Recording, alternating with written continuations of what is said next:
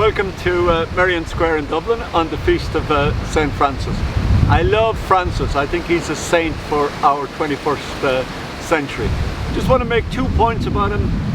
If you ever go to Rome, which everybody should, and you go to the John Lateran Basilica, as it now is, which is where the papacy was for centuries before the building of St. Peter's. If you go there, there's a statue to St. Francis just in the corner at the back of the lot where the St. John Lateran is. And that's the spot where Francis is meant to have repudiated the richness and the desire for worldly power and for materialism that he felt had infected the Christian mission. And St. Francis literally stripped himself naked and walked away from St. John Lateran.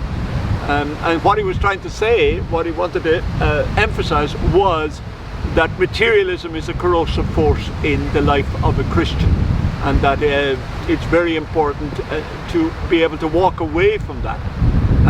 So Francis stood for a repudiation of a secular and a worldly emphasis on getting and spending.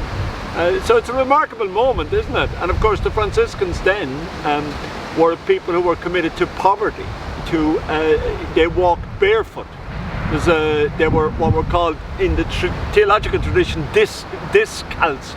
That is, they walked barefoot to leave a light, as we would say now, a light footprint on the earth. And they also believed in the charity of others. The Franciscans did not raise money, they did not own property. They depended on the kindness of other Christians and on the providence of God. So there's a remarkable message there. This was St. Francis many centuries ago. And of course St. Francis then famously was somebody who advocated for a closeness to nature and the environment as what theologians would call a theophany, which means the shown forth of God. And for Francis, God's creation, the birds, the bees, which are now so endangered in our polluted world, the birds, the bees, the animals, the flowers, God's magnificent creation was itself the proof that God loves us as humans in providing us with this magnificent space to live in. So that's one message from St. Francis, that materialism can be and is a cancer on a Christian soul, and that's something we should bear in mind. The other thing I want to say about Francis is that his message resonated really powerfully here in Ireland. From the medieval period onwards, the Franciscans became very popular, and in the 15th and 16th century, and especially after the Reformation stripped the Irish Catholic Church, the Franciscans lived among the people. They lived in the Irish-speaking parts of Ireland. They enjoyed a very close bond with the people. The Irish people were very, very poor at that stage. The Franciscans lived, walked, worked, prayed with them. And they were also very embedded in Irish language culture. Some of the great poets of the period are from the Franciscans.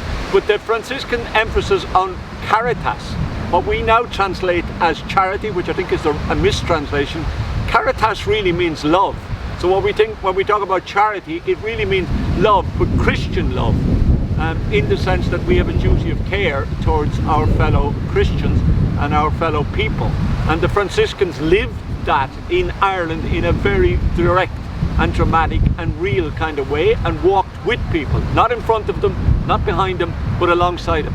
So from that point of view, Francis is a saint that's really popular in Ireland. The CSC, Holy Cross Fathers, are now staffing Newman Church on Stephen's Green, one of our most important churches in Ireland. And there on the walls is a magnificent mosaic of St. Francis as one of the great teachers of the church as well. We have much to learn from this great saint, and we have much to ponder in our world today as we face so many challenges around environment, climate change, social justice, and the whole ethos of Notre Dame needs to respond to that in the sense that we want to be people for others, and maybe also to understand what William Butler Yeats, channeling St. Francis, said later in a great poem. There's more enterprise in walking naked. The lighter we walk on the earth, the less addicted we are to material things and technology and all these other things which can get in our way of actually appreciating the earth. The more that we walk with St. Francis and alongside St. Francis and are inspired by St. Francis, perhaps the better the future of this planet of ours, this imperiled planet of ours, will be.